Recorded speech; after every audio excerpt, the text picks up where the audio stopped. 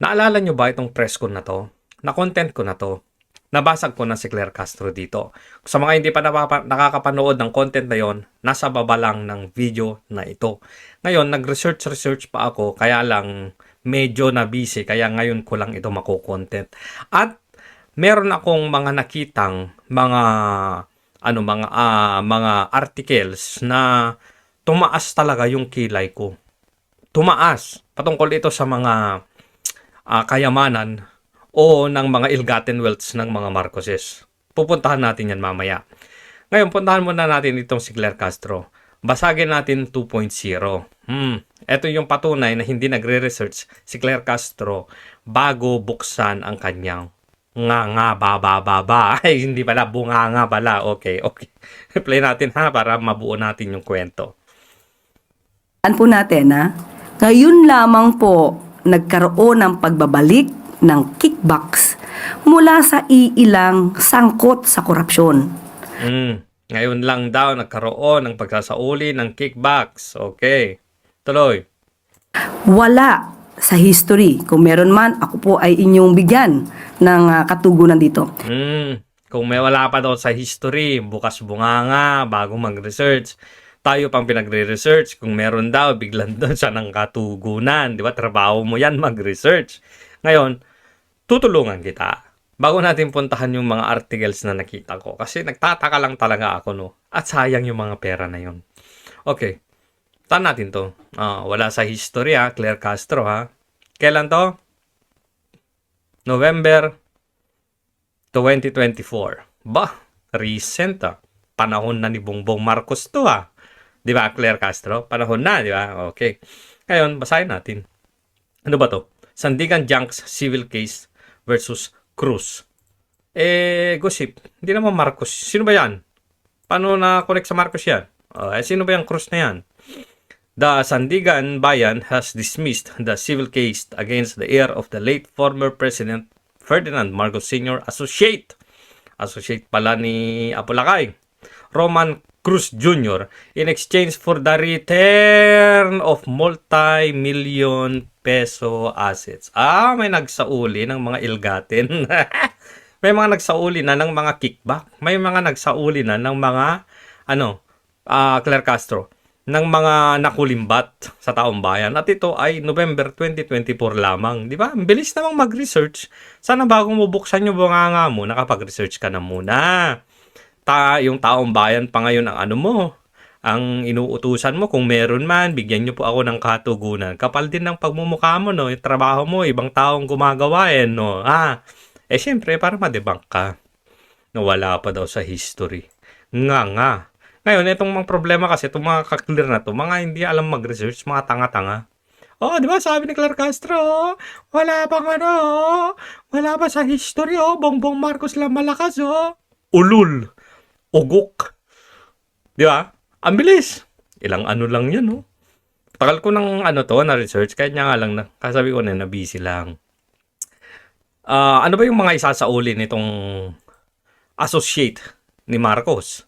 The heirs of Cruz. Yung mga tagapagmana daw ni Cruz. Kasi syempre, nagurgur na rin siguro to. Na-deads na.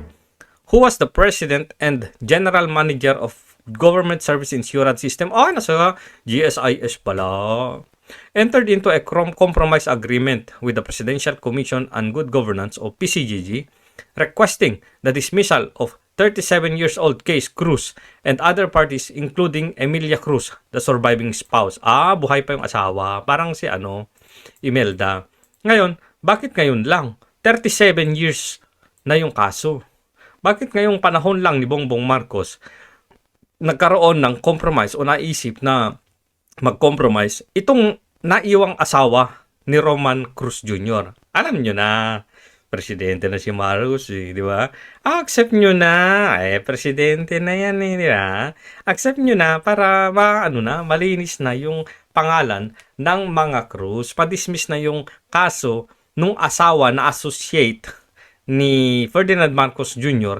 na President at General Manager ng GSIS nung panahon niya. Di ba? Very convenient. Under the agreement, the Cruz heirs will relinquish real properties purportedly connected to the ill-gotten wealth. Connected sa ill-gotten wealth yung isasauli. Claire Castro. These include 2 condominium units. May 2 condominium. 2 parcel daw ng lupa sa Baguio at 2 residential lot sa Antipolo. May apartment pa sa Makati. Shares of stocks sa PLDT at 1.1 million in cash held in the escrow accounts at the Bureau of Treasury kept in the Trust of Europa Condominiums. Ito yung mga ninakaw. Ill-gotten wealths. Isasaulin after 37 years pagkatapos na si Bongbong Marcos ang presidente. No, di ba? Pwede namang gawin niya kay Noynoy Aquino, pwede namang gawin kay Duterte, kay Gloria, kay Ramos. Pero no. Hinintay yung pagkakataon na to na bumalik sa kapangyarihan ng mga Marcos para syempre, di ba? Mas mabilis ng usapan, presidente yung, alam niya na. In return, the government will dismiss pending cases against them. The petitioner clarified that the late Senior Marcos Sr. and the former First Lady Imelda were not parties to the remaining properties involved in the case. Hindi pala sila konektado. Sige, basta merong nagsauli. Merong nagsauli, 37 years na Sa bagay, tama nga naman si Claire Castro. Ngayon lang, sa panahon ni Bongbong Marcos, may nagsauli. Pero, involved sila. Kasi, dating associate daw ni Ferdinand Marcos Sr. At wala daw kinalaman si Marcos Sr. at First Lady Imelda Marcos. Hindi daw siya party sa remaining properties. Siyempre naman, alangan naman na pinatago mo nga Di ba? General manager ka ng GSIS noon. Imposible naman na kayang-kaya mong ganyan na magnakaw tapos ang presidente mo diktator, di ba? Ngayon, punta tayo dito. Meron lang nakita dito. Sandigan Junks 581 million forfeiture case versus Marcoses. Kailan? June 2023. Taon lang na nakaupo si Bongbong Marcos na-dismiss na yung 581 million na kinukuha ng Sandigan Bayan sa mga Marcoses.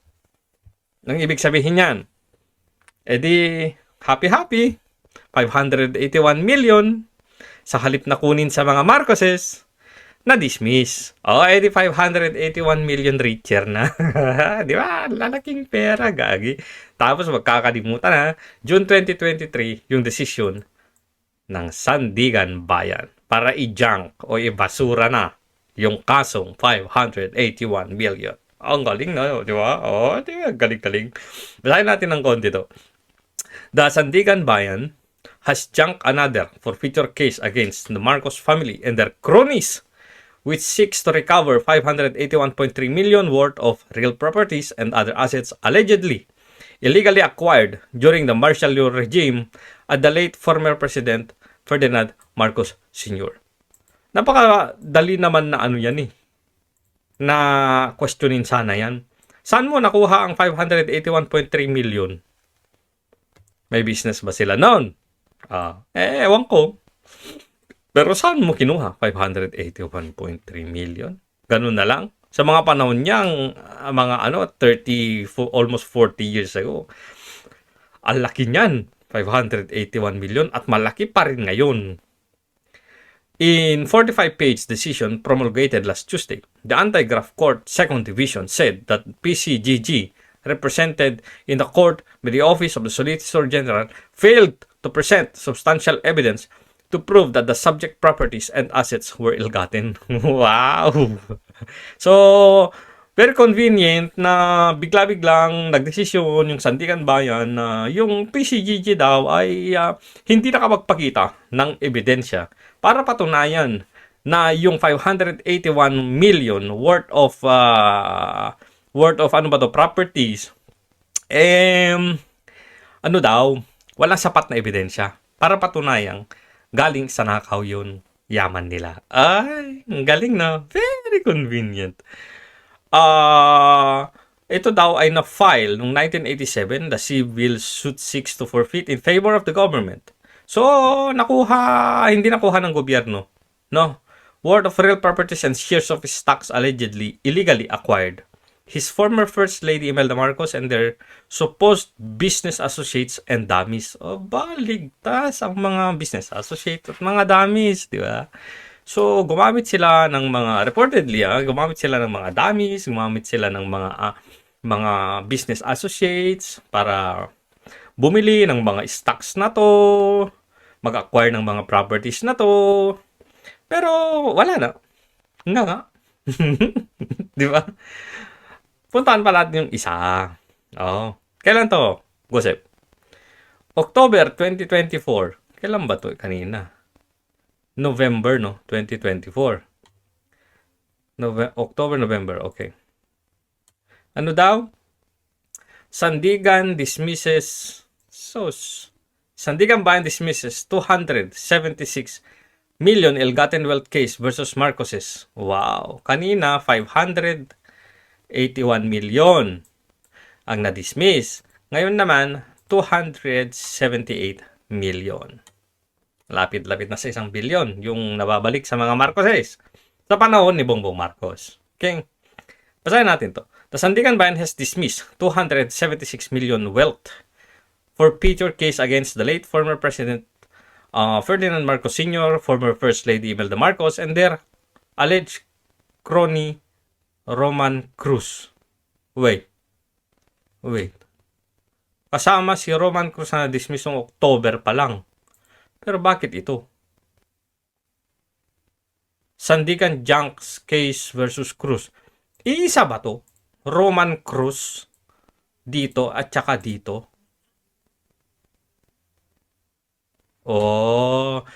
Siguro nauna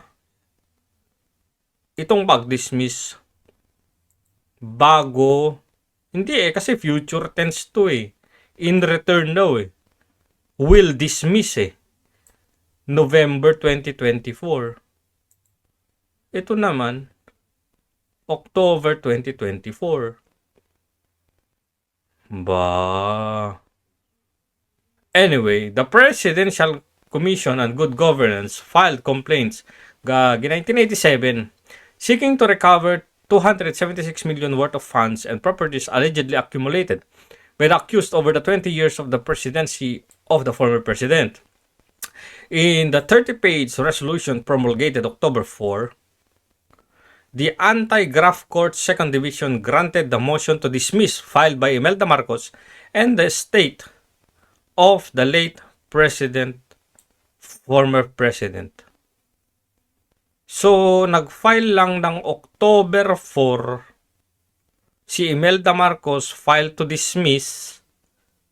October 9 na publish to, dismiss. Galing Clearly, there was a violation of the defendant's right to speedy disposition. Dahil sa tagal ng kaso. Is right to speedy disposition of their case since the records shows is scarcely anything besides the plaintiff lack of diligence in handling the case. Gagi. Na-dismiss dahil sa violation sa defendant's right para sa speedy disposition. Ang galing Ang bilis In its comment, the plaintiff did not argue against the averment of the defendant about inordinate delay and due process violation. Hindi na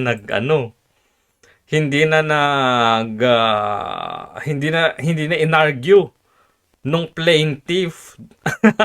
It did not oppose the move of the defendant to dismiss the case.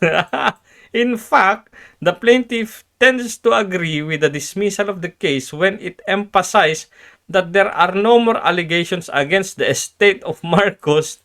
The Sandigan Bayan added. Wow! Very convenient! Gagi. They, the defendants, Marcoses to can no longer be afforded a fair trial since the witness may have already died. And the documentary evidence may no longer be located more than 30 years from filing the complaint. So, hindi na matunayan na hindi nila ninakaw itong 276 million na to. No, dahil daw sa ano, baka yung mga witnesses patay na. At yung mga ebidensya hindi na malocate dahil more than 30 years na itong kaso na to. Gagi. Ewan ko, okay, tama siguro yung yung petition, tama siguro yung motion kasi napagbigyan ng Sandigan Bayan. Sino ba naman tayo para mag-question nun, di ba? Di ba? Wala naman sigurong kinalaman ng magiging presidente ni Bongbong Marcos, di ba? Bigla-bigla kasi na ang bilis na mga nagkakadismisan kaagad Di ba? Anyway, baka marami pa yan. Okay na yan. At least nakapagpakita tayo ng isa at least, no? Tama naman. Panahon ni Bongbong Marcos to, nagsauli yung yung associate ni Ferdinand Marcos na ng kickback para ma-dismiss yung kaso. Galing, no? Pero ang nakapagtataka, 37 years old yung kaso Ba't ngayon lang? Hindi naman siguro dahil presidente na si Bongbong Marcos. Di ba? Di ba? Di ba? Hindi. Malabong mangyari yan. Kaya, Claire Castro, yung bunganga mo, ayusin mo. Kasi dahil sa mga pinagsasabi mo, napaparesearch ang mga chismoso. Ngayon, hindi ko sana malalaman itong mga to. Kasi wala akong pakialam sa mga yan dati Mga na-dismiss na mga kaso na yan. Sige, bigyan nyo na. Wala pakialam. Pero ngayon, dapat palang pansinin. Ay, nako, Claire Castro. Bunganga, medyo isara-sara ng konti. Mag-isip bago buksan niyo yung bunganga. Kasi pinapahamak mo talaga hindi lang si Bongbong Marcos kundi ang mga Marcoses.